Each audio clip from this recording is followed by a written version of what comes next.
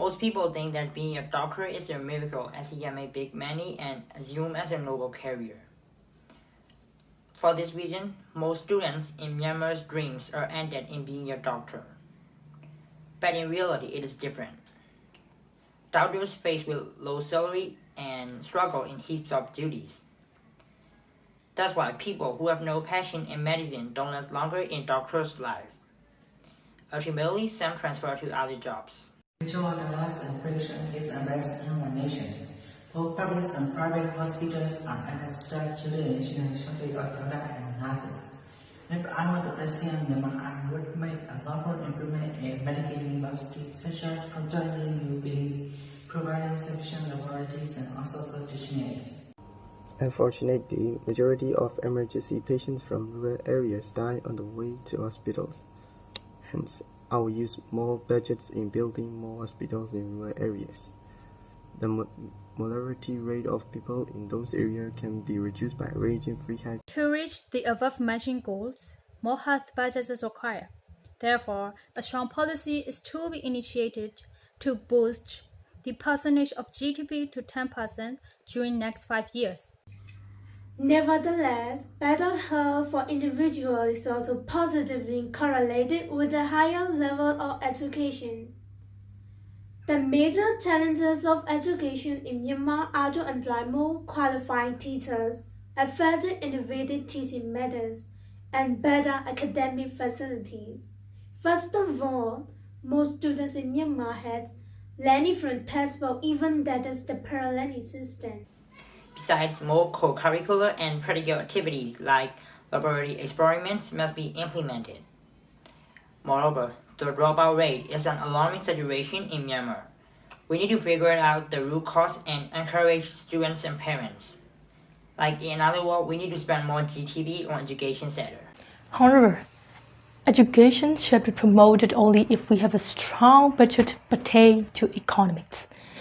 About 70% of the exported materials in Myanmar are raw materials such as grains, treasure, teak, and cotton as well.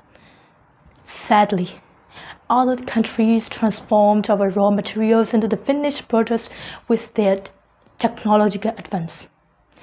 To produce such high-quality goods on our own, we need to utilize modern techniques and machines. That's why I'd like to equip advanced apparatus by taking moderate amount of expenditure out. Myanmar is ranked as one of the poorest countries in Southeast Asia, based on the gross domestic product having $65.94 billion in 2019, while Thailand's GDP was $543.65 billion. Although there are several ways to increase the GDP of the country, emphasizing on tax revenue might be tolerable.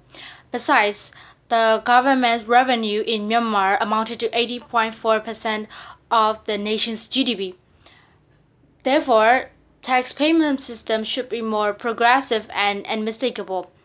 People in later generations have become workaholic that they usually don't have an equivalent work-life balance.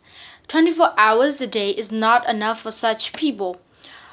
Hence, apart from paying at offices, I would transform to widespread the tax paying through online applications or websites, which will be more sustainable for all the citizens. For a long-term solution, tax evasion such as serious crimes must be put to an end by office rules and regulations. However, avoiding paying tax is more common in Myanmar than illegal tax evasion. The point is that public participation has come to a substantial fact.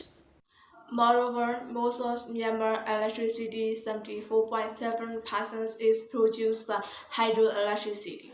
The rest is from fossil fuels with gas at the main fuels, 20.5%, followed by coal and oil.